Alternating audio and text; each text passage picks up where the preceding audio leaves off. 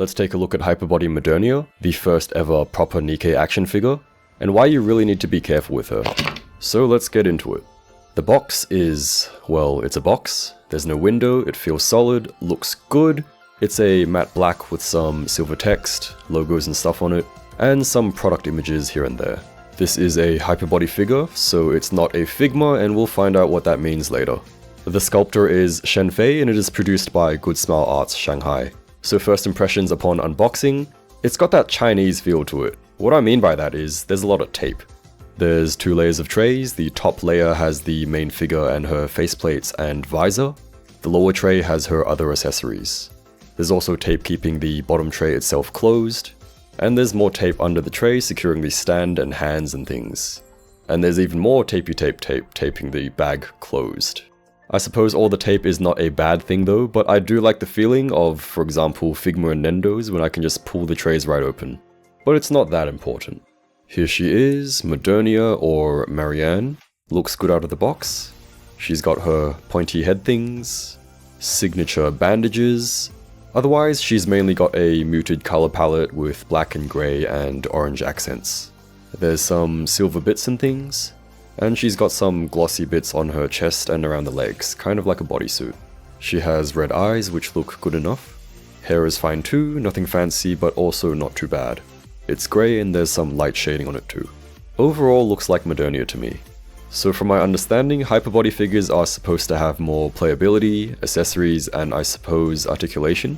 I'd say this is accurate and also my experience with this figure. The joints feel quite similar to Chinese figures such as Snail Shell or Husky when you move them around.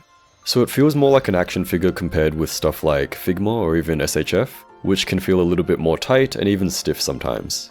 Perhaps this is to be expected and might be more to the style of Chinese companies. I wouldn't say this is a good or a bad thing and depends on your personal preference. The joints are mostly sturdy even after moving her around quite a bit, but if you wanted to pull them out or off for whatever reason, like if you want to do some swaps or something, you can easily do so too.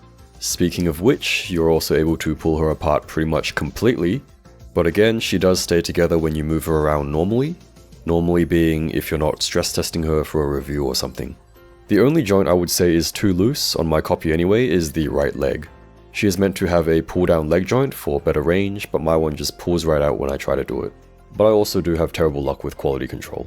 If you have any joints which are too loose or don't like when they're generally loose, you should be able to tighten them up pretty easily with a coat of glue, blue tack or plastic or something. Hope all of that kind of makes sense. If you have any questions or need any clarifications, let me know in the comments. Speaking of joints and movement, articulation is pretty much how you imagine. Her head turns, nods, and tilts a little. Just be careful of her hair as it can get in the way a bit. Her collar isn't attached and it'll wobble around a little bit. Arms move up and all around. It can move back and forth a bit. She has a bicep swivel, single jointed elbows which have pretty good range. Wrist joints feel good and are easy to move around. Waist can pretty much move in every which way, just be careful of what you're grabbing onto as the hair can get in the way a little bit. The 2 pointy bits at the front are also on little balls and so they'll be able to move as well. There's not any proper hip movement, although she can rock back and forth ever so slightly. There is like a hip crotch booty piece which is loosely attached on the sides and it can detach a little bit too easily. She can spread her legs to the side a little bit, usually forcing the legs to pull down. She can kick forwards and backwards a bit with her default skirt. Is this even a skirt? She can't really kick back too much due to the booty piece. Speaking of which, she does have an alternate skirt piece, which allows her to raise her legs forward a bit more. This allows her to do some proper sitting poses and things. Firstly, pull out the front pointy things, then you can carefully remove the skirt piece and attach the alternate one. With this alternate skirt, she can of course kick higher. Otherwise, she has thigh rotation, double jointed knees, and feet can move a bit, but be careful of the little bits on her feeties. Now let me go through all the negatives which may deter you from this figure or HyperBodies in general, assuming a similar quality. Firstly, her bandage strap is kind of weird to look at from the side. Her right hair strand just kind of floats most of the time unless she's looking right or tilting her head. Sideburns look a bit funny on the left. Similarly, front hair fitment is not the best, but it's not too bad. There's some slight paint scuff or a scratch on the right pointy thing, as well as a little bit on the right arm. The little neck peg thing on mine is actually at an off angle, it's slightly tilted. It's not too noticeable, so I'm not too fussed about it, is what I would say if it didn't just snap clean off. I'm not actually sure if it snapped or if it's just weak glue, but it's not too good, right? Luckily it does look like I can just glue it back on though. Her thighs aren't cut too precisely and there are gaps no matter how much you rotate or try to push them in. It's more noticeable on camera and not too bad in person. There are also some, I guess, unclean plastic nubs here and there, like when you don't sand a model kit properly. Just a little bit of OCD here. Also, there are some very slight unclean paint marks on the left booty cheek and a bit of scuff on the right leg, on the orange part. Again, just mostly little things, but if they're asking for around 15,000 for a figure, it better be of pretty good quality, right? People have mentioned there being quality issues and the neck and accessories being a bit fragile, which would be accurate. This little orange part of the gun fell off, which is strange because it's not the first part which I expected to break. I think you should be careful of this part though, as it is a little bit wobbly. I'm not going to comment too much on the accuracy of the face and the details and stuff like that compared to official art. I mean, personally, I look at her, maybe through slightly rose-tinted glasses. It's clearly Modernia, and that works for me. For swaps, I know many people might be interested on whether you'll be able to head swap Snail Shell's first affection Marian. Well, there's good news and bad news. Good news is this Modernia seems to scale quite well with Snail Shell girls, being just slightly shorter, so she is taller than most average figma. Bad news is that it won't be a straightforward or easy swap depending on your skill level and how much effort you're willing to put in. Long story short, the necks and pegs and things are pretty much completely different. However, just putting her side by side with Eileen and Lustia, I think a Snail Shell head would fit quite comfortably on this Modernia's body. For a basic swap, Eileen's arms fit quite well on Modernia's body. Rishetta's arms, or model kit arms, are a bit loose. For accessories, she has a largish HyperBody branded stand base, stand arm, and another black peg plug thing, I guess. She has 4 faceplates total. Each of the alternate faces are individually wrapped, nice and protected.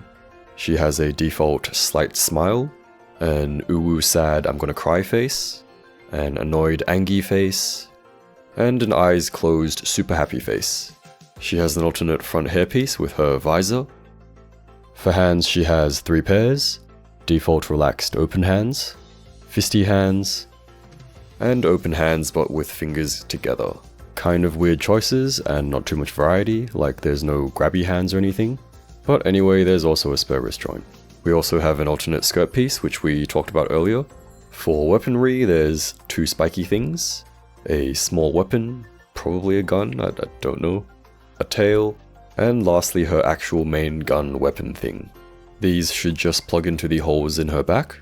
Do be careful though, because the accessories can be very fragile, and it can also be quite difficult plugging them in.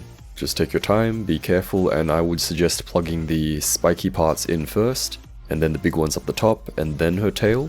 That's how I did it anyway. Also, the weapons are articulated, but be very careful how you move them. For reference, they move like this. And if you do decide to display her with all her attachments, I would advise using a stand, because if she falls, I can guarantee you that something will break. For height, Modernia is pretty much exactly 15 centimeters or 6 inches tall, maybe just a teeny tiny bit above that. Assuming a 1/12 scale, that makes her about 180 centimeters or 5'11", which seems to be a bit too tall. Anyway, here she is next to Eileen, Fiona, Rishetta, Jolta, Shiroko, Frieren, Nikke Stuff, Doru, and Mem. So after seeing everything wrong with HyperBody Modernia, what are your thoughts? Nikke are still a must-have for me, so something like Red Hood or Anneliese are still easy buys. Though of course 15,000 yen is not cheap at all and quality can definitely be improved. That said, if you don't move her around like I do for a review and just be very careful when posing her, she should be fine. Here's more Nikke and figure stuff. Thanks for watching and I'll see you again next time.